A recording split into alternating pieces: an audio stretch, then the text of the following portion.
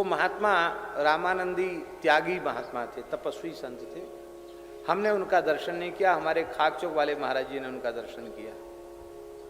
अखंड भस्म रमाते थे पूरे शरीर में, वो बड़े बड़े उनके जटा थे, बहुत विशाल तिलक लगाते थे, श्री लगाते थे पान के पत्ता के बराबर, ये मस्तक था उनका, वो बड़ी जटा थी उनकी।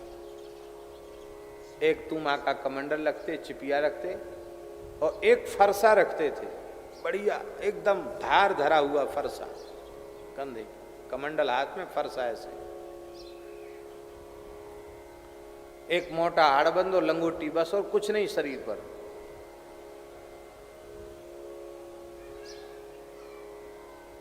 और जब वो चलते तो राम राम नहीं बोलते, कृष्ण कृष्ण भी नहीं बोलते, नरसिंह नरसिंह नरसिंह नरसिंह नरसिंह नरसिंह नरसिंह नरसिंह नरसिंह नरसिंह नरसिंह नरसिंह नरसिंह। महाराज जी कहते थे कि वो इतने तेजस्वी संत थे कि कुंभ मेला क्षेत्र में फरसा लेके नरसिंह नरसिंह करें तो सब चुई चाई बंद हो जाती, सब शांत हो जाते थे कि बाबा आ गया भैया। उनके सामने किसी की बोलती नहीं निकलती थी, और बड़े महात्मा क्षमाशील थे, किसी झगड़ा नहीं करते थे, गाली नहीं देते थे, बस हर समय जोर से नरसिंह नरसिंह नरसिंह नरसिंह नरसिंह नरसिंह नरसिंह नरसिंह नरसिंह। ये बात है सन 36 या 38 की कब की बात है, लेकिन सन 40 के 1940 से पहले की बात है। वृंदावन कुंभ की बैठक थी, हरिद्वार कुंभ की बैठक वृंदावन में होती है, तो कुंभ के मेला का अवसर था। खाकचौक में हमारे पहाड़ी बाबा महाराज के यहाँ सब अनी अखाड़े के संत महंत सब रुके हुए थे। उसी बीच में वो बाबा जी आ गए, त्यागी जी, नरसिंह नरसिंह नरसिंह नरसिंह। पंचायत हो रही थी, सब चुप हो गए, आओ आओ आओ त्यागी जी, विराजो विराजो, बैठो बैठो। अब सब पंचों ने संतों ने पूछा उनसे कि आप रामानंदी साधु, कोई आपसे राम राम कहता है तो बोलते नरसिंह नरसिंह, कोई राधे राधे कहता तो बोलते नरसिंह नरसिंह, दूसरा नाम क्यों नहीं बोलते, नरसिंह नरसिंह क्यों बोलते हो? तो बोले देखो अपने अपने भाव की बात है, जो जो करता है उसको करने दो, टोको मत, आप अपना काम करो, हम अपना काम कर रहे हैं, हम अपना साधन कर रहे हैं। तो सब संतों ने कहा देखो आप भेष भगवान से बड़े नहीं हैं, 4 संप्रदाय के श्री महंत बैठे हैं, अनी अखाड़े के सब श्री महंत यहाँ बैठे हैं, आपको पंच परमेश्वर के बीच में सही सही बात बतानी पड़ेगी। आप राम राम क्यों नहीं करते, नरसिंह नरसिंह क्यों करते हो?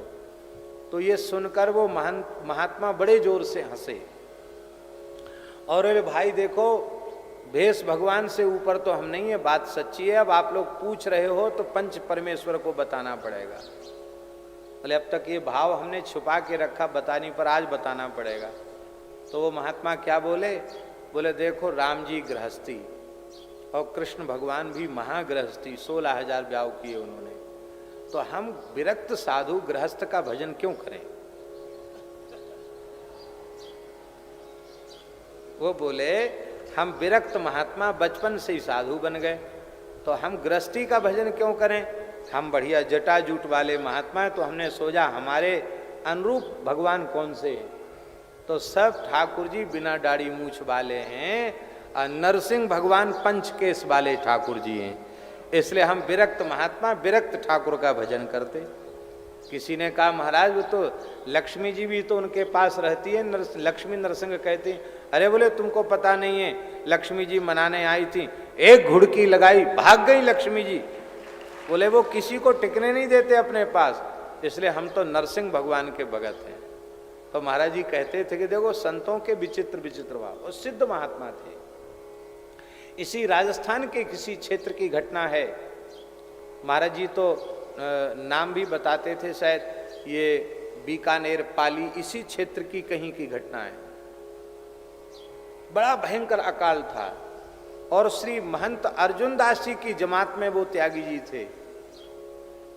तो जमात जब गांव में पहुंची तो राजस्थान के गांव के लोगों ने कहा महाराज जमात की सेवा क्या करें, हम भूखे मर रहे हैं, पशुओं को पिलाने के लिए पानी नहीं है, आप साधु लोग जमात के लिए अन्न तो मांगते हो, अन्न चून तो मांगते हो, और आप लोग वर्षा नहीं करते हो। और किसी गांव के व्यक्ति ने कह दिया कि सब खाने वाले हैं, कोई साधु नहीं है, साधु होते तो पानी बरसा देते। यह सुन के साधु तो बेचारे मौन हो गए, पर जो फरसा वाले बाबा जी थे ना, वो उनको आवेश हो गया, ए खबरदार, भेष भगवान का है, उसकी निंदा किया तो।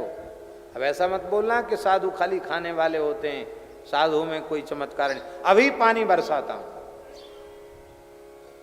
और फरसा लेकर के ऐसे पैतरा भांजते हुए फरसा को घुमा करके ओ छलांग लगा के जाएं, उधर चले जाएं, उधर से जाएं, उधर चले जाएं। वो जाने किस पाली की या कहाँ की घटनाएं महाराज जी बताते थे। बोले पूरा नगर के दरवाजे बंद हो गए कि बाबा जी का दिमाग गर्म हो गया, काट देगा किसी को फरसा से। फरसा लेके उछलते हुए वहां तक जाएं, फिर उछलते हुए वहां तक आवें, और आकाश की ओर देखकर बड़ी जोर से गर्जना करके कहें, तू देवराज, मैं योगीराज, पानी बरसा दे, नहीं तो एक सोटा में इंद्रासन के से तुझे उठाकर नीचे गिरा दूंगा। लोगों ने कहा 100% ये पागल हो गया, इंद्र को गाली दे रहा है।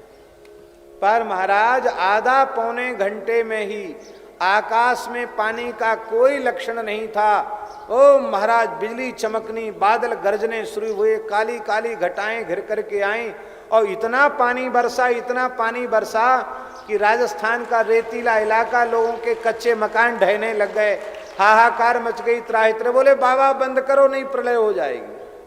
बोले आज के बाद किसी साधु के वेश को बदनाम मत करना।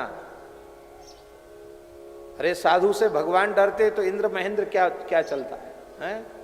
बोलो भक्तवत्सल भगवान की।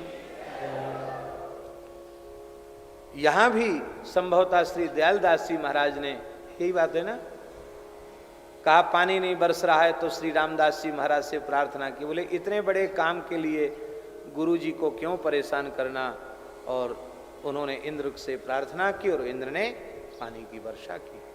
संतों का प्रभाव बड़ा विलक्षण होता है, बड़ा दिव्य होता है। तो भक्तों के भाव विचित्र होते हैं, कोई किसी भाव का उपासक है, कोई किसी भाव का उपासक है, और अपने अपने भाव में सब परिपूर्ण है। इसलिए संतों को पहचानना, संतों की सेवा करना, ये बहुत कठिन काम है। श्री सीताराम प्रतिदिन सत्संग एवं दर्शन के लिए श्री महाराज जी के ऑफिशियल चैनल को जरूर सब्सक्राइब करें।